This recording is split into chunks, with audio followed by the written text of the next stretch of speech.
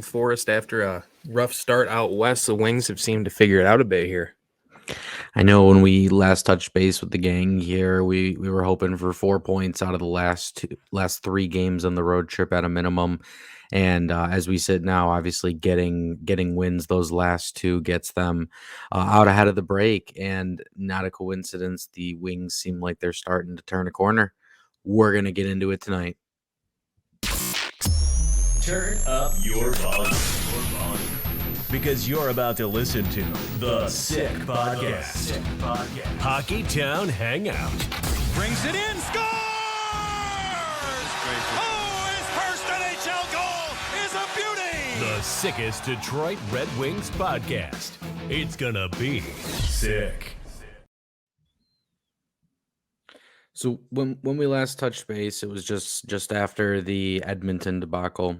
I'm not going to touch on that anymore. First game was after that was against Vancouver. We took a 4-1 loss. I don't want to spend too much time on that one. It kind of seems like we ran into Thatcher Demko.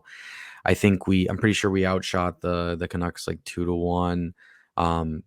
Never were really in it going down early. I don't want to gloss over it entirely, though. Matt, any thoughts from you on that 4-1 loss? Admittedly, I did not get to watch this game live. But I would agree with kind of your analysis. It just felt like nothing was really bouncing their way.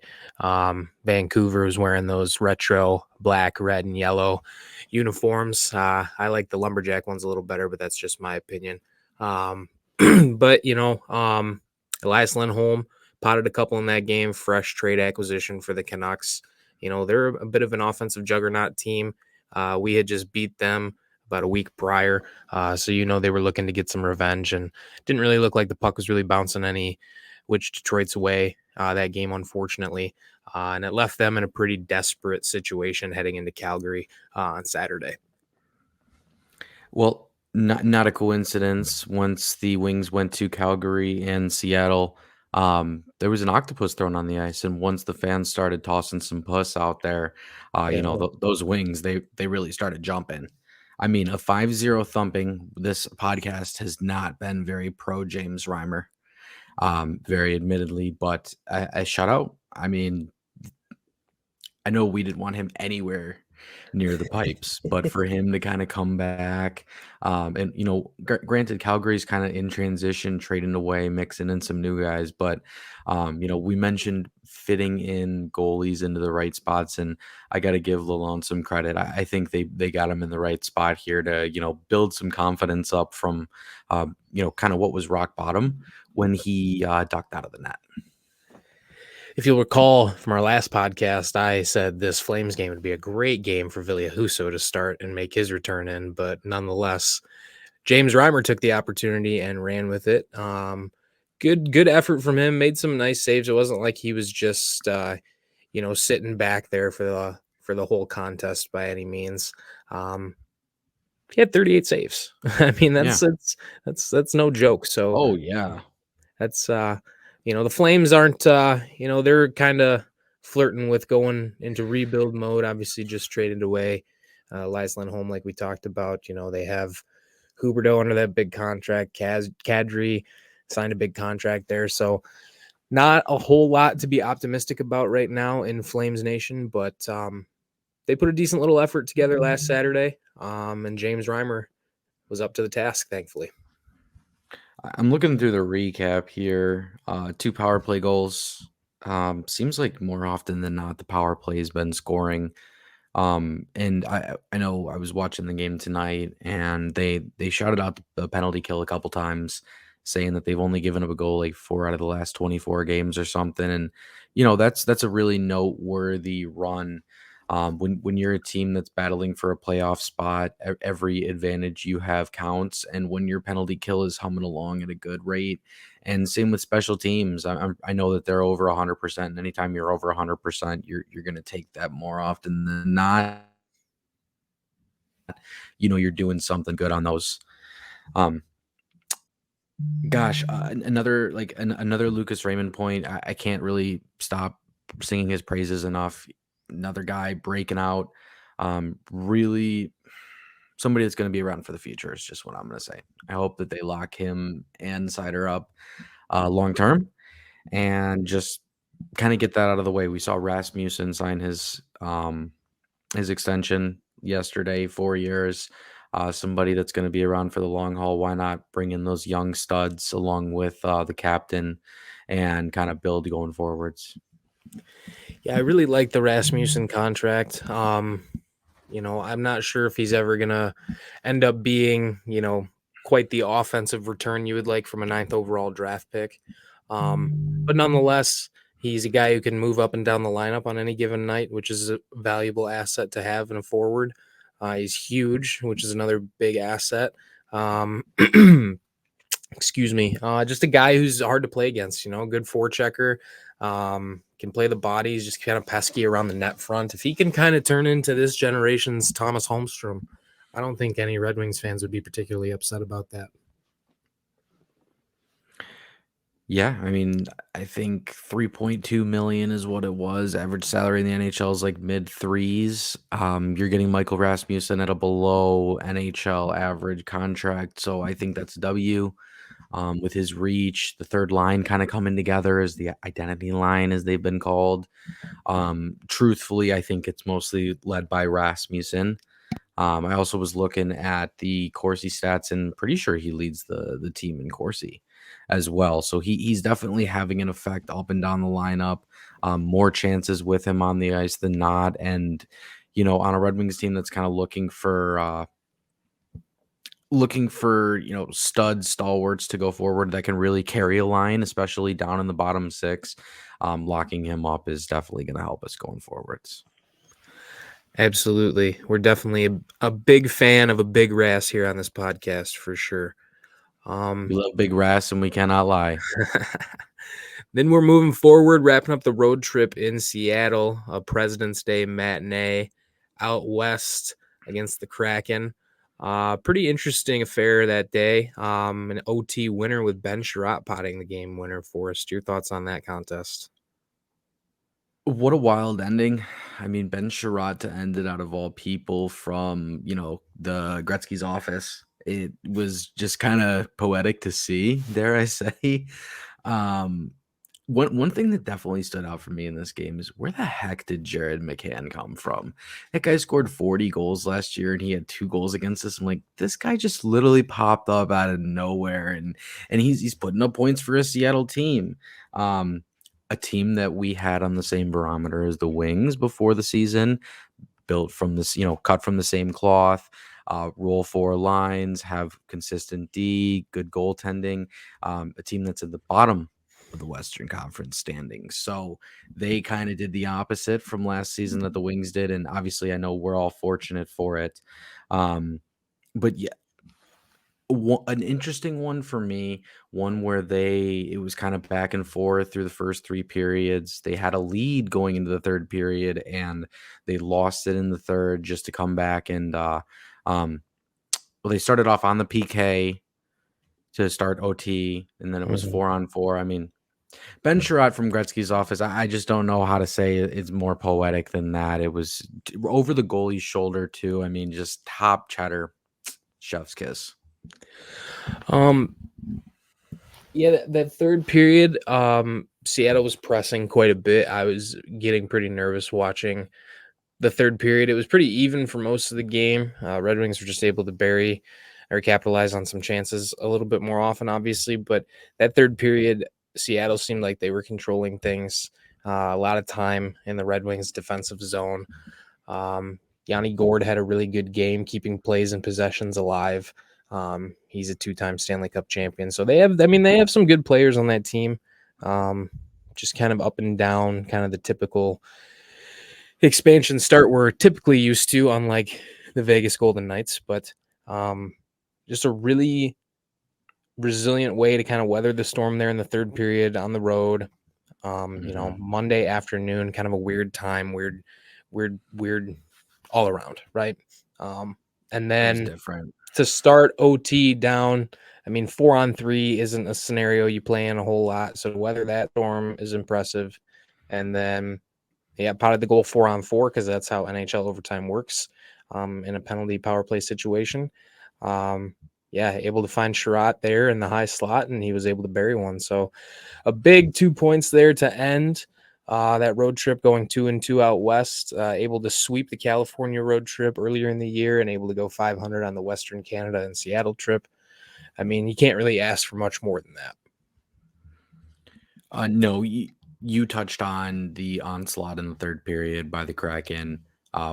Another fine Lion performance here, causing him to kind of stand on his head.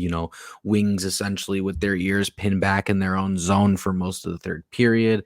Lions having to stand on his head. And I mean, he did. Granted, they did give up the goal and it did go to OT, but that maybe they didn't say put the clamps down and shut it down defensively in that game. Usually, I guess I'd like to say you'd almost rather score another goal than have to sit back and play defense. But I don't think it was the worst defensive performance I've seen out of the team. Like, they were definitely pinned back, but they were able to get the puck out of their zone, I would say, for the most part. And it was a really exciting back and forth game. Two teams that are kind of fast and can skate, and you saw that. Been kind of hard on the defense a little bit lately. And then the last 3 games, Calgary, Seattle, and then tonight the Colorado. That's 4 goals against in the last 3 games. Couple goalies in those 3 games. It's good, in the NHL, you got to really go on a game by game basis. You can't really look too far ahead or too far behind. So, looking at just the last few games, the defense seems to be really playing. I don't want to say exceptionally well, because tonight, Jeff Petrie didn't look great and cost us a goal against Nathan McKinnon. But he was able to figure it out and save a goal later. So, make a mistake and pay for it later, I suppose. But just nice to see that the core that is there right now is able to put together a string of games here, recently, meaningful games where we need to acquire points. I mean, a goal and a half against per game is pretty darn good. Not to get ahead of things, but I mean, to beat a Stanley Cup contender like Colorado, it's a momentum building win every time. And Western Conference road trips, they're I don't want to say do or die, but if you go without a couple points on them, or at least going 500, they can definitely sink your season, especially when they're in the second half, like they have been for the Wings this year, and they've really showed that resiliency. Anything else on Seattle before we go on to tonight's exciting matchup against Colorado? Now, I mean, really the only other comment I have is I can't stand watching games on ESPN, dude. I can't stand it. I can't stand the commentary. Like, Bucci's okay, but he's like really not that good. And then it's always some other random male or female retired pro hockey player who like can't color commentate worth a damn. Just can't hold Ken and Mick's jockstrap worth a shit. And I really can't stand the fact too that you don't even have a special game sprinkled out here and there where you have Gary frigging Thorne on the call, dude. How has ESPN had the rights to the NHL for this long, and we haven't had one of the greatest announcers in the history of the NHL come back and do just one game? To hear a Gary Thorne called game in 2024 would just be in this economy, in this country, this is what we need right now. And I'm just really irritated that ESPN hasn't made that happen. Oh, there's a lot to unpack there. I mean, first things first, agreed with your point on Ken and Mick.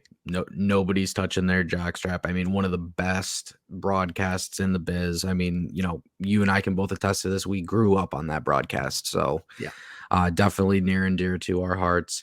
I actually met Bucci in person, super nice guy, but I just think he talks a little bit too much. Like, he tries to add too much and he tries to be too conversational, and it just comes off as like, bro, you're just making noise in the background of this hockey game. I don't remember who it was that was doing the color with Bucci for the Kraken game. I just not memorable.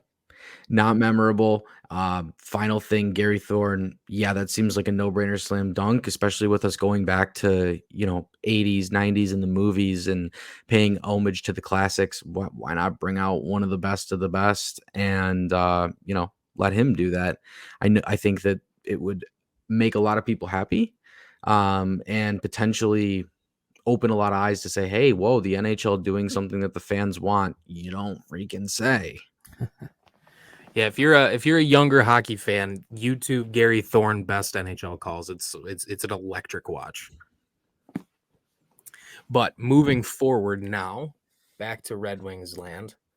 The game tonight, 2-1 final. Red Wings defeat the Colorado Avalanche for the first time in 10 or 11 tries.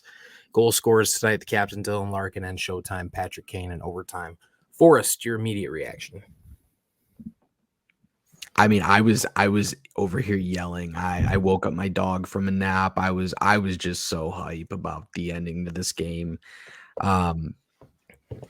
A Stanley, like I said, a Stanley Cup contending team that comes into your building, plays a playoff, grind it hockey kind of game, and not only do you take the first punch with Nathan MacKinnon on a very poor play by Jeff Petrie. Well, I shouldn't say a poor play, just a lack of effort play. I mean, he all he did was kind of just sit there and coast and then swipe at the puck. This is one of the, dare I say, the second best player in the NHL. And at least top three. I'll say at least top three. You need to be skating next to that guy, taking away all the time and space. I mean, goodness, that is stuff you teach on defense at a very young age. And he is just not back checking with one of the best players in the world. I don't know, but he was able to save a goal later in the game. So we'll call it a null point. The captain scoring the first goal, setting up the second goal. What an absolute beauty. My goodness. I saw real quick sidebar. I saw something. It was like, it was like a mural on the side of one of the buildings in Detroit. You could have one player in Detroit sports on it. Who would it be? And first one that came to my mind was Larkin. Second one was Hutch. But, Larkin's the captain. I think that'd be a pretty cool thing to have him, the homegrown kid, on the side of a building. Yeah, that would be really cool, especially while they're on the come up right now. Yeah, I mean, the game tonight, that's a really, really talented roster. The ability to, like you said, like you put it, take the first punch, stay poised. Holding MacKinnon to only 1 point, I think, is a win, in my opinion. The dude. Is it just me, or does it seem like every time he has the puck on his stick, he's gonna score? He's gonna get into a high danger area, and like you're just hoping he doesn't put it in the back of the net. He's so dangerous. He's like a shark out there. It's like, honestly, it's so scary when he's got the puck on his stick in the ozone. Whether it's 5-on-5 power play, overtime, doesn't matter. It's bad time for the defensive team for sure. But yeah, the ability to find Larkin there on the power play by Perron. A bit of a muffin by Larkin, but hey, that one went in. That's okay. Sometimes you need a little puck. They weren't getting any other luck. They were missing the net all freaking night. So the ability to pot one there kind of halfway through the third was huge. Then Colorado, Detroit had to kill off a penalty late in that third period, which was big. And then they were able to draw their own late in the third. Unfortunately not able to win it in regulation, but not like that really matters a whole lot anymore anyway, especially against a Western Conference opponent. But yeah, that play in overtime, Larkin and Sherratt kind of flooding the strong side a little bit. Larkin turned the wheels on, and they just all had their backs turned to 88. Larkin able to finesse, and that little backdoor drop pass backhand's not easy with two guys on you. So the ability to get that off clean right into the slot, into a dangerous area, Kane just let it rip off the post and in. 2 more points. Just an exciting game. That you mentioned the third period special teams. Larkin got the goal on the power play. You mentioned it was a little bit of a muffin. Yeah, it was. Yeah, I'd call it almost a knuckle puck, Mighty Duck style. But so was McKinnon's too. When the one that he shot in kind of fluttered. So, One takeaway from me, I felt like they probably had 7 or 8 shots over the top of the net tonight. I felt like they missed the net a significant amount, and they probably could have had 3 or 4. I don't know. Just me. But Lyon, third period effort, He's again, just a standing stud. on his head, penalty kill, um, winning faceoffs in their defensive zone. Like, I mean, the list can truly go on for me. Just an all around all-star effort, playing up to the level of a high level team. Just stuff, bulletin board stuff you can take and say, this is the hockey team that we are, and this is who we're going to be going forward. And there isn't a damn team that we can't play with. We play in the toughest division in hockey, and we can play with everybody. End of story. Yeah, just a lot of like tangible proof now for this group that they can hang and they can win. Um, and I think Patrick Kane's adding a lot of confidence to that locker room. Like, you know, call me a homer if you want to. I don't really give a shit, but like he got there. The roster was in shambles a little bit. That was in the middle of the Larkin injury and the Perron suspension and all that. They get right in January. They have most of the roster together, and they're fucking clicking. They're winning games. And they get back from the All-Star break. He gets hurt. Sorry, he gets hurt. He misses some time. Team's still performing pretty well. Plays after the All-Star break. He comes back, and he's an instant producer again. Yeah. I mean, you can't even argue the fact now that he deserves an extension. Like at the beginning, if you wanted to be like, okay, I don't know, like he's, you know, he might get hurt again. Okay, fine. He did get hurt again. And then he came back. And now I would argue he's probably the reason we have 2 or 3 of our last 6 points.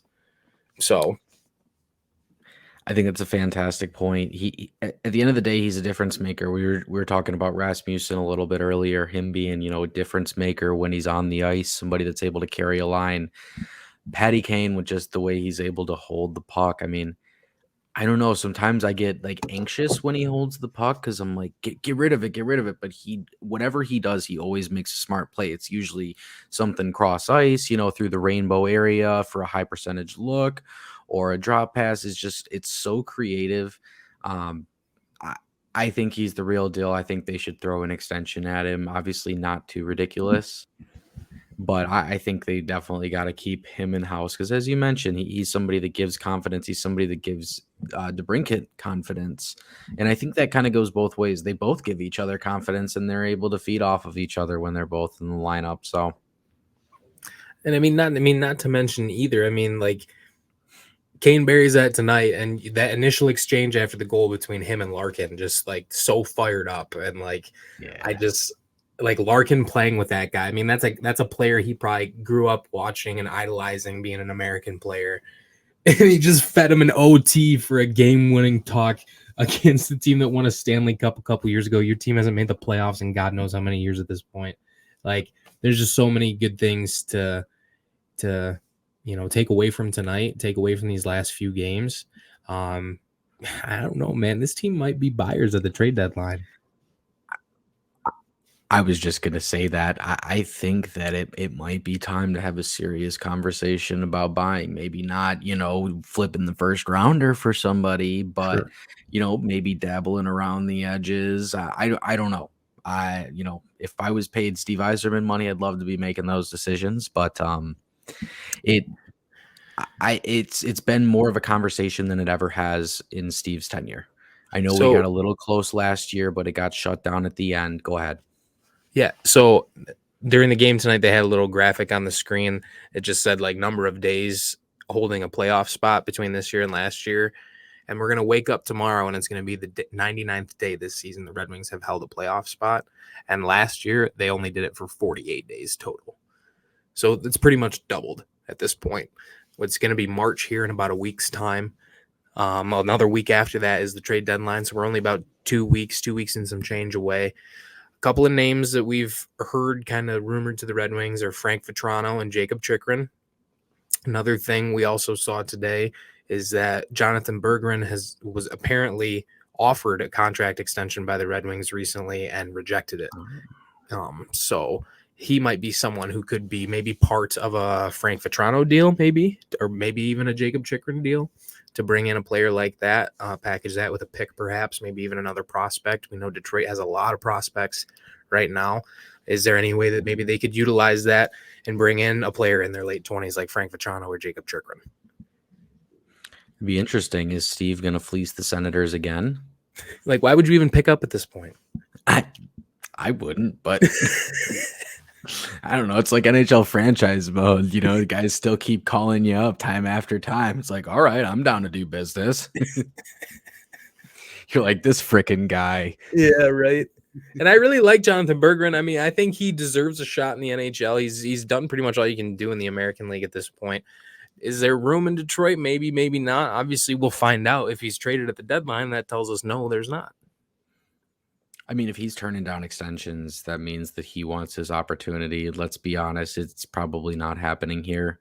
There's too much depth on this team. I mean, we even have guys like Casper and Mazer waiting down there. I mean, Soderblom's one of those tweeners too. So I feel like there's other guys that are even ahead of him. Why not turn him into an actual NHL asset? Because right now he's really not. You know, he's a top point performer in the NHL. So if you can flip him and a pick or him and someone else for somebody that's useful NHL. And I mean, goodness, the Chychrun one stands out to me.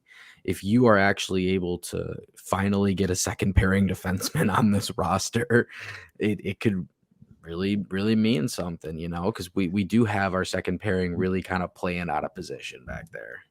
Yeah, Chikrin's an interesting one to me. But he's a free agent, isn't he? I'm not sure off the top of my head.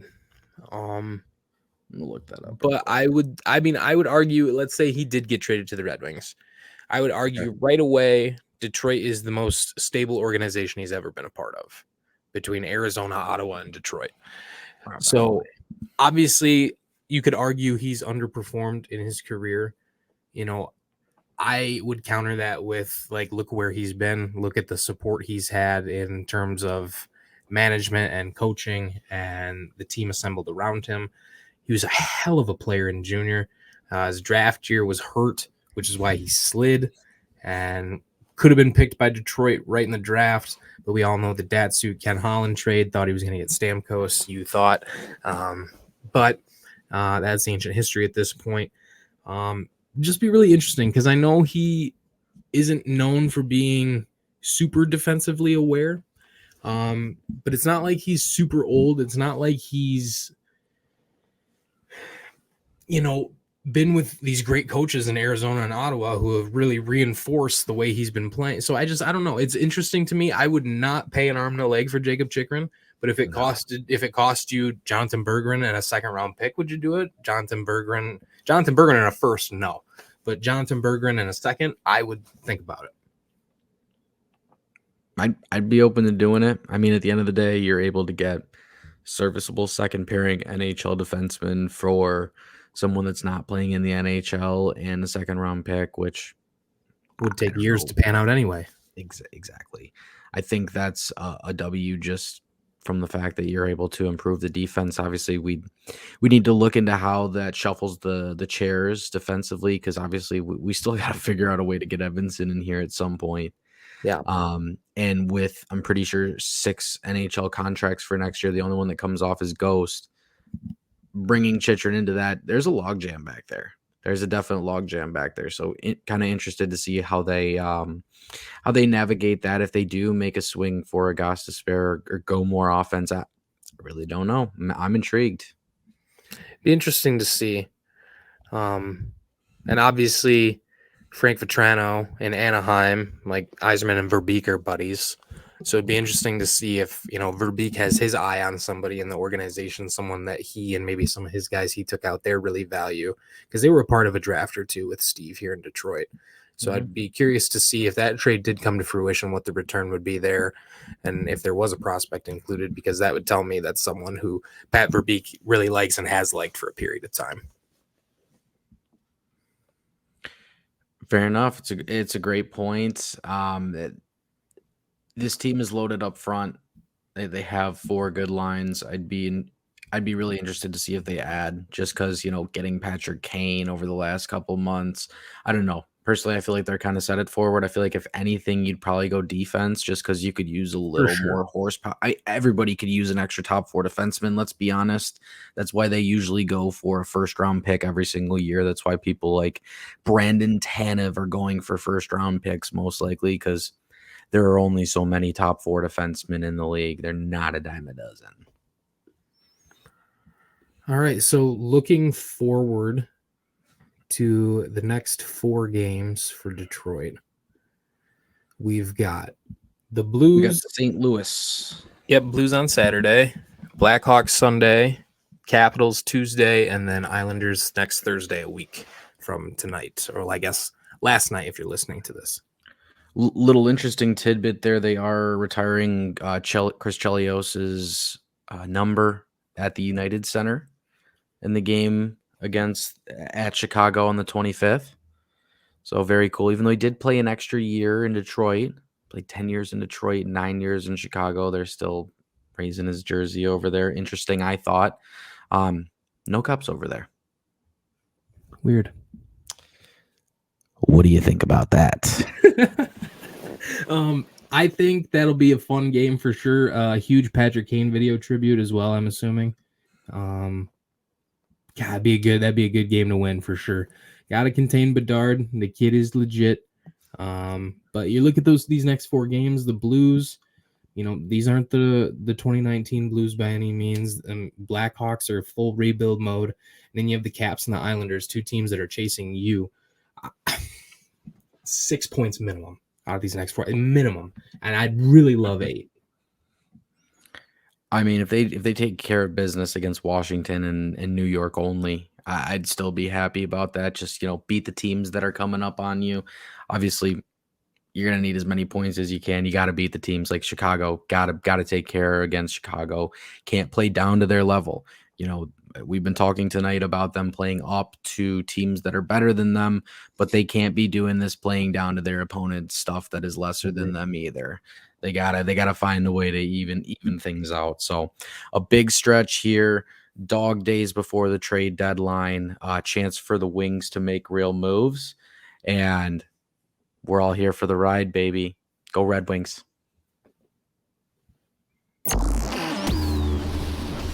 And that's a wrap. Hope you don't miss us too much until next time.